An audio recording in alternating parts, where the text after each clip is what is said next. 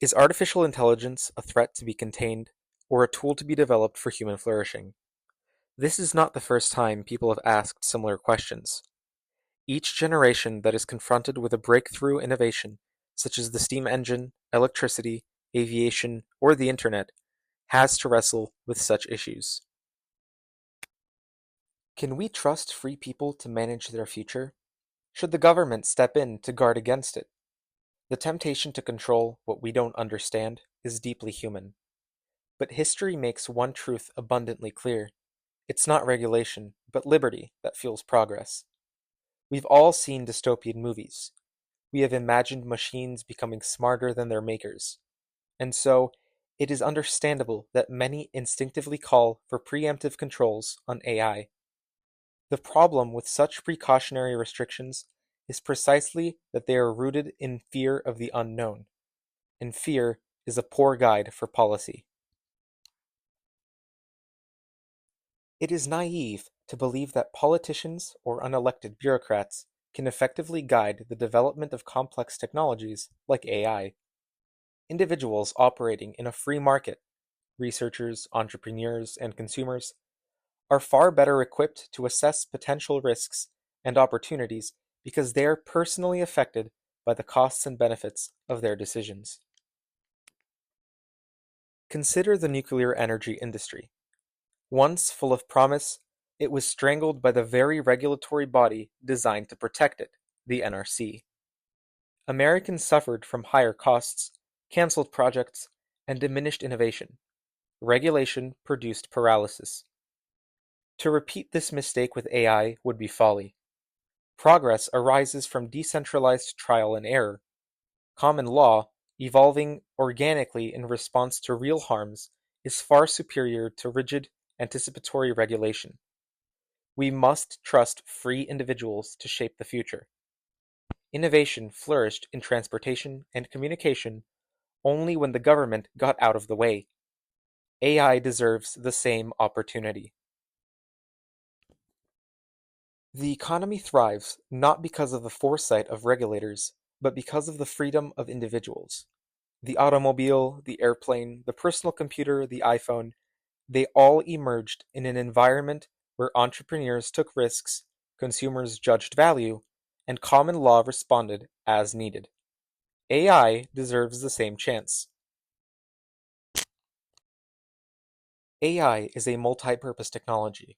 It's a tool that enhances what we already do. AI is reshaping industries, from healthcare to logistics, from education to defense. As with all transformative inventions, its power lies in what people do with it. AI can crunch numbers, but it cannot dream. It can translate, but it cannot create culture. Its value is not in replacing human ingenuity, but in amplifying it.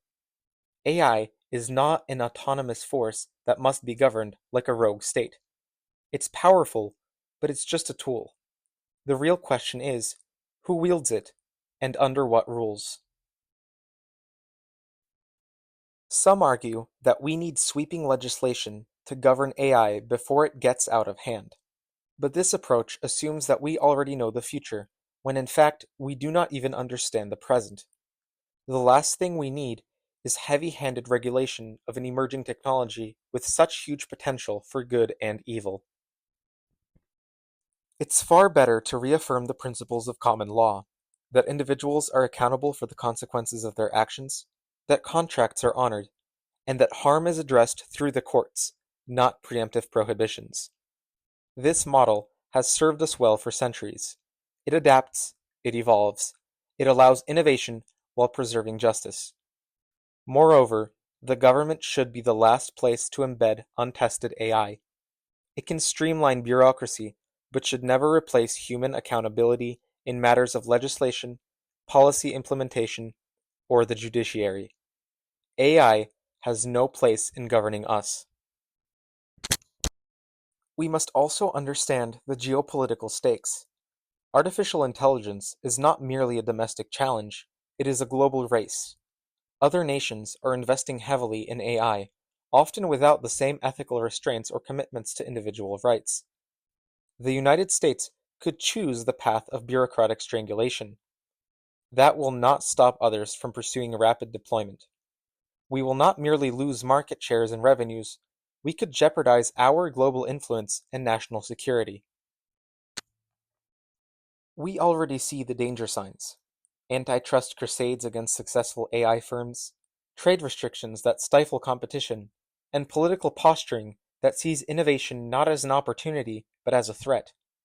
This attitude is counterproductive.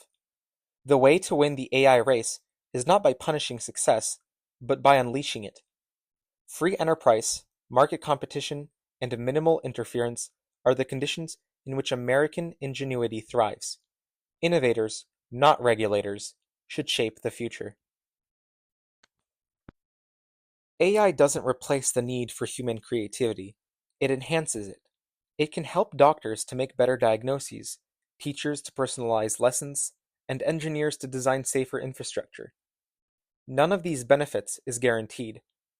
The direction AI takes depends on the choices of free individuals operating in a system of liberty and accountability. Our job is to protect that system, not override it. The government doesn't innovate. It doesn't create wealth.